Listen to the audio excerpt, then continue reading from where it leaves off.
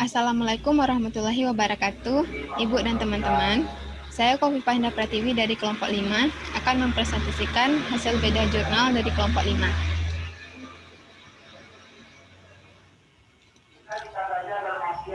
Pada presentasi kali ini, jurnal yang kami bedah itu memiliki tema potensi makromolekul pada bidang pangan. Dengan judul jurnalnya adalah Keragaman Struktur Butir Amilum, Kadar Tepung, dan Clustering 8 Taksa Tanaman Berumbi di Desa Simo, Kecamatan Kendal, Kabupaten Ngawi. Penulis dari jurnal ini, yang pertama itu ada Jati Batoro, ada Aprila Kumalasari, ada Serafinah Indriani, ada Gustini Ekowati. Penerbitnya adalah Jurnal Biotropika Volume 5 nomor 1 2017.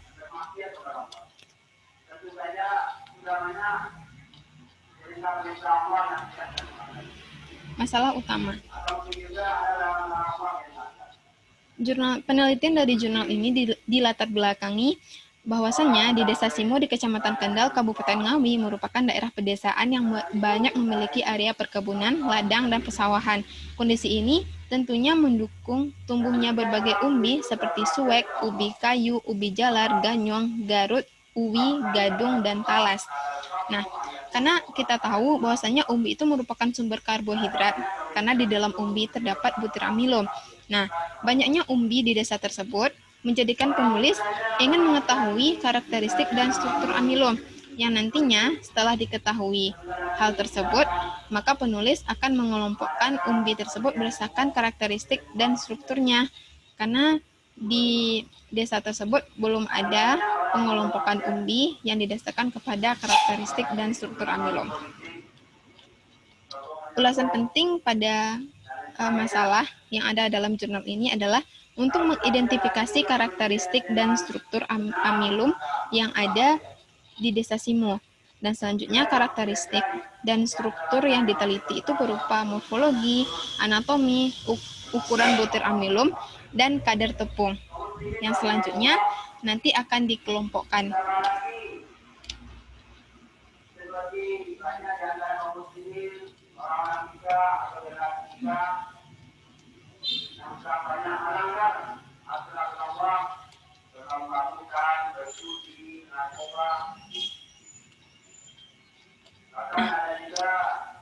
Metode penelitian.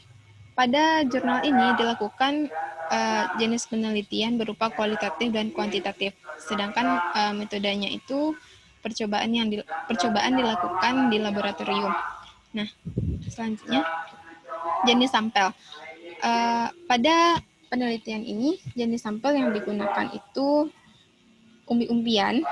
Terdapat 8 taksa umbi-umbian berupa umbi garut, suwek, ubi jalar, ubi kayu, talas, gadung, ganyong, dan uwi. Nah, untuk pengambilan sampelnya, teknik pengambilan sampel, sampel yang diambil merupakan umbi-umbian yang ada di dalam tanah yang sudah tidak ada habitatnya. Selanjutnya, dilakukanlah percobaan untuk menentukan karakteristik dan struktur dari umbi-umbian tersebut.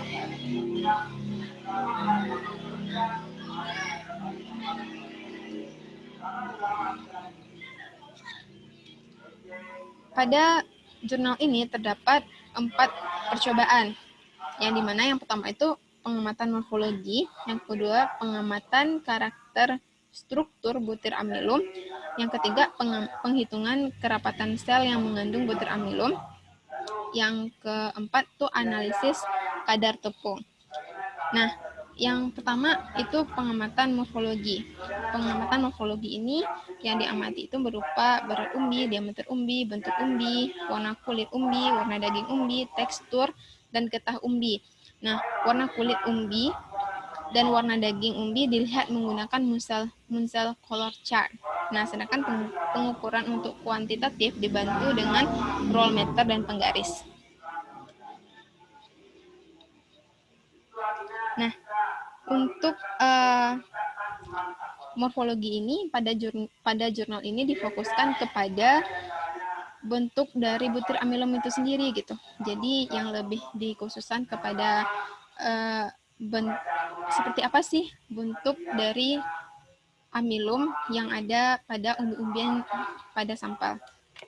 Nah, selanjutnya itu pengamatan karakter struktur butir amilum.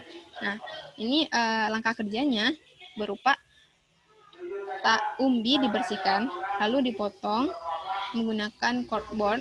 Potongan silinder umbi diiris dengan klem on hand microtem dan kemudian diiris sebesar 0,01 cm. 0,01 cm. Nah, hasil sayatan ini kemudian diletakkan di dalam slide glass, ditetesi lugol, kemudian didiamkan dan ditutup dengan cover glass. Diamati dengan menggunakan mikroskop binokuler dengan perbesaran 400 kali dengan 3 bidang pandang yang berbeda serta didokumentasikan dengan menggunakan kamera. Nah, selanjutnya itu penghitungan kerapatan sel yang mengandung butir amilum. Nah, yang pertama itu potong umbi yang sudah dibersihkan, lalu potongnya dengan klem on hand microtem dan diiris sebesar 0,01 cm. Kemudian letakkan di slide glass, kemudian ditetesi dengan lugol dan ditunggu beberapa menit, kemudian ditutup dan amati dengan mikroskop perbesaran 100 kali. Dan kemudian dihitung kerapatannya menggunakan total rumus yang di bawah, yang dimana itu total butir amilum dibagi per N. N ini merupakan jumlah bidang pandang per preparat. Dan selanjutnya itu dibagi dengan luas bidang pandang dari keseluruhan gitu. Oke, kita lanjut. Analisis kadar tepung. Analisis kadar tepung ini, umbi diparut, kemudian diekstrak menggunakan air. Perbandingannya itu 1:3 sebanyak 3 kali. Kemudian setelah itu ampas disaring menggunakan kain putih dan didapatkan cairan pati. Nah, kemudian cairan pati ini diendapkan selama 6 sampai dengan 12 jam.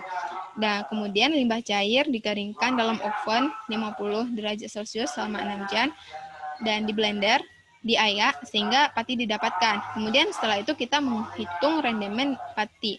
Nah, rumusnya ada di sebelah, yaitu B per A dikali 100%, di mana A itu merupakan berat umbi tanpa kulit yang dicuplik. Dan selanjutnya, yang B itu merupakan berat pati yang diperoleh. Kita masuk ke teknik pengelompokan. Nah, analisis clustering atau pengelompokan itu menggunakan indeks Bray-Curtis dengan software PEST. Kita masuk ke hasil dan pembahasan. Nah, keragaman struktur butir amilum 8 taksa tanaman berumbi di Desa Simo, Kecamatan Kendal, Kabupaten Ngawi. Nah, studi mikroskopis terhadap struktur butir amilum dari 8 taksa tanaman berumbi menunjukkan keragaman meskipun bentuk butir amilum bulat hampir dimiliki oleh semua taksa umbi, kecuali umbi uwi. Umbi Garut, ubi jalar, ubi kayu, dan ganyong memiliki bentuk butir amilum oval. Umbi uwi memiliki karakteristik butir amilum segitiga, sedangkan pada gadung memiliki bentuk butir amilum bulat. Nah, selanjutnya penjelasan mengenai butir amilum ini. Nah, pada umumnya amilum pada umbi-umbian itu memiliki ukuran butir amilum dengan berbentuk oval atau bulat. Nah, bentuk asli butir amilum itu dan penyebaran ukuran dari butir amilum berperan untuk identifikasi sumber pemilik butir amilum tersebut. Menurut Elida, ukuran dan morfologi butir amilum bergantung pada jenis tanaman dan bentuknya dapat berupa lingkaran, elip, lonjong, polihedral, dan poligonal, dan bentuknya tidak beraturan. Nah, selanjutnya kita masuk ke butir amilum. Butir amilum pada umbi Garut, ubi jalar, ganyong, dan uwi termasuk dalam tipe besar. Butir amilum suwek, talas, dan ubi kayu termasuk dalam tipe butir amilum sedang. Sedangkan butir amilum gadung termasuk tipe ukuran butir amilum yang kecil. Penjelasannya, nah, butir amilum kecil itu ukurannya 5 sampai dengan 10 nm, berfungsi untuk stabilisator, baking powder, aerosol, industri kosmetik, dan industri tekstil. Selain itu, dapat digunakan untuk menghasilkan tinta printing dan penghasil biodegradable film seperti tas kantong sampah, tas belanja, dan pupuk lahan pertanian. Butir amilum kecil juga berpotensi sebagai pengganti amilum beras, makanan rendah lemak, disebut dengan lemak analog yang digunakan untuk makanan pencuci mulut. Nah, selanjutnya butir amilum besar. Butir amilum besar ini kira-kira ukurannya itu lebih dari 25 nm, mudah mengembang dan memiliki viskositas tinggi. Butir amilum besar berfungsi sebagai makanan dan berbagai aplikasi dalam bidang industri. Menurut Kai, ukuran amilum besar menunjukkan suhu gelatinisasi lebih rendah dan kemampuan menyerap air lebih besar. Selain itu, ukuran amilum tepung yang besar akan mempengaruhi tingkat pengembangan tepung. Amilum merupakan penyusun makanan yang berperan dalam mempengaruhi sifat-sifat makanan, misalnya untuk mengawetkan puding, saus, dan pasta. Nah, kita lanjut ke kerapatan sel yang mengandung butir amilum dan kadar tepung 8 paksa tanaman berumbi di Desa Simo, Kecamatan Kendal, Kabupaten Ngawi. Nah, kerapatan sel yang didapatkan dari hasil percobaan dan perhitungan itu dapat teman-teman lihat bahwasanya kerapatan sel yang mengandung butir amilum yang tertinggi itu pada umbi talas sebesar 66,3 dengan ketidakpastiannya itu 14,78 sel per milimeter bujur sangkar yang tidak berbeda nyata ya dengan suwek yang dimana itu ada 62,67 dengan ketidakpastian 11,02 sel per milimeter bujur sangkar dan umbi kayu 61 dengan ketidakpastiannya 4,58 sel per milimeter bujur sangkar. Taksa umbi yang memiliki kerapatan sel terendah yaitu ganyong 29,67 dengan ketidakpastian 2,08 sel per milimeter bujur sangkar yang tidak berbeda nyata dengan gadung yaitu 30,67 dengan ketidakpastian 6,11 dan uwi 34,33 dengan ketidakpastian 9,5 sel per milimeter bujur sangkar. Kerapatan sel yang mengandung butir amilum taksa umbi jalar 48,67 dengan ketidaktelitian 8,8 sel per milimeter bujur sangkar lebih tinggi daripada umbi Garut yaitu 34 dengan ketidakpastiannya 9,17 sel per milimeter bujur sangkar. Sedangkan kita masuk ke analisis kadar tepung. Analisis kadar tepung yang diperoleh yaitu taksa gadung itu memiliki kadar tepung tertinggi yaitu sebesar 9,54 dengan ketidakpastiannya ada 2,09% yang tidak berbeda nyata dengan taksa ubi kayu yaitu 9,23 dengan ketidakpastian 1,61%, kemudian diikuti dengan taksa ganyong sebesar 6,04 dengan ketidakpastiannya 4,31%. Kadar tepung yang paling rendah yaitu taksa uwi 1,59 dengan ketidakpastian 1,32% dan suwek 3,6 dengan ketidakpastian 2,13%. Kadar tepung taksa ubi jalar berbeda nyata dengan taksa Garut. Taksa ubi jalar ini memiliki kandungan tepung yang lebih tinggi dibandingkan Garut, yaitu 3,62 dengan ketidakpastian 2,39%, sedangkan Garut hanya 2,69 dengan ketidakpastian 2,12%.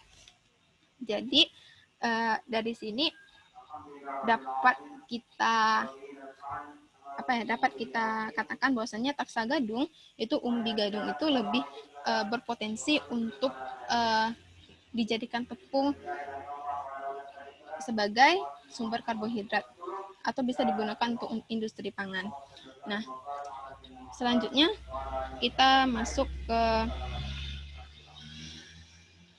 analisis kelompok pada 8 tanaman taksa umbi di Desa Simo. Sebelum kita menyinggung kesimpulan dari seluruh penelitian ini, ada dari hasil penelitian itu dapat kita kelompokkan bahwasannya kelompok pertama itu adalah uwi, kelompok kedua itu suwek dan gaduk, kelompok ketiga terdiri atas taksa umbi jalar, kelompok keempat itu terdiri ubi kayu dan talas, kelompok kelima adalah ganyong, dan kelompok keenam adalah Garut. Nah, jadi inilah hasil dari kelompok-kelompok yang setelah dari data yang diperoleh kemudian dikelompokkan menggunakan teknik menggunakan analisis clustering. Terdapat 6 kelompok yang didasarkan kepada karakteristik dan struktur dari amilum itu sendiri. Nah, selanjutnya kesimpulan dari seluruh kesimpulan dari penelitian ini. Yang pertama itu struktur butir amilum pada 8 taksa umbi menunjukkan variasi bentuk dan ukuran. Nah, selanjutnya kerapatan sel yang mengandung butir amilum tertinggi itu pada umbi talas, suwek, dan ubi kayu. Dan taksa umbi yang memiliki kerapatan sel yang mengandung butir amilum rendah adalah ganyong, gadung, dan uwi. Sedangkan kadar tepung tertinggi itu pada umbi gadung, umbi talas, dan umbi kayu dan ganyong. Dan selanjutnya pada uwi dan suwek memiliki kadar tepung yang rendah. Ubi kayu dan talas memiliki kerapatan sel yang mengandung amilum dan kadar tepung yang konsisten atau sama tingginya. Nah, selanjutnya berdasarkan analisis clustering terdapat 6 kelompok, yaitu kelompok pertama ubi, kelompok kedua suwek, dan kelompok ketiga gadung. Kelompok ketiga ubi jalar, keempat dan ubi kayu dan talas, yang kelima itu ada ganyong, dan keenam ada karot. Baiklah, sekian presentasi saya, Ibu dan teman-teman. Semoga apa yang saya sampaikan di sini teman-teman bisa paham dan mengerti mengenai jurnal yang kami bedah bersama. Sekian presentasi saya. Jika ada salah kata ataupun salah dalam penyampaian, saya mohon maaf. Saya sudahi dengan Assalamualaikum warahmatullahi wabarakatuh.